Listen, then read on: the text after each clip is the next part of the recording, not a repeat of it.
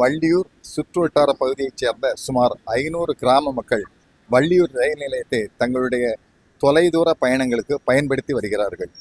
வள்ளியூர் ரயில் நிலையம் தென்னக ரயில்வேயில் 14 கோடி வருவாயுடன் 64வது இடத்தில் உள்ளது.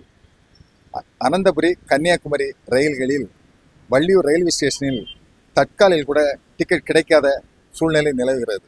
இப்படிப்பட்ட சூழ்நிலையில் வந்தே பாரத் ரயிலை வள்ளியூரில் நிறுத்தினால் வள்ளியூர் பகுதி மக்களுக்கு மிகுந்த வசதியாக இருக்கும். தென்னக ரயில்வேக்கும் அதிகப்படியான வருவாய் கிடைக்கும்.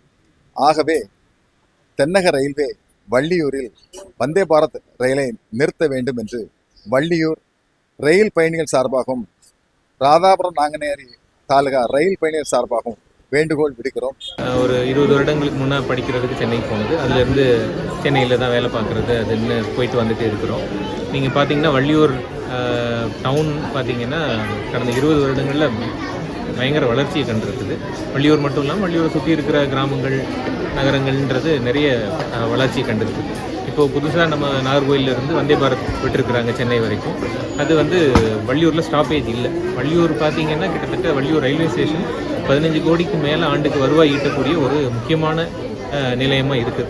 அதுவும் இல்லாமல் வள்ளியூர் பக்கத்தில் இருக்கிற முக்கியமான நகராட்சிகள் சாத்தான்குளம், ராதாபுரம், இந்த பக்கம் நாங்குநேரி, எல்லா ஊர்கள்லையும் மக்கள் நிறைய பேர் பயன்படுத்தக்கூடிய ஒரு ரயில் நிலையமாக நம்ம ஊர் இருக்குது. இப்படிப்பட்ட முக்கியமான ரயில் நிலையத்துக்கு இப்போ வந்தே பாரத் ஒரு மிக எளிமையான சென்னைக்கு போகிற வர ஒரு வசதியான அமைப்பாக இருக்குது. ஆனால் அதுக்கு இப்போ நீங்கள் வந்தே பாரத் எடுக்கணுன்னா திருநெல்வேலி தான் போகணுன்னா 1 மணி நேரத்துக்கு மேலே ஆகும்.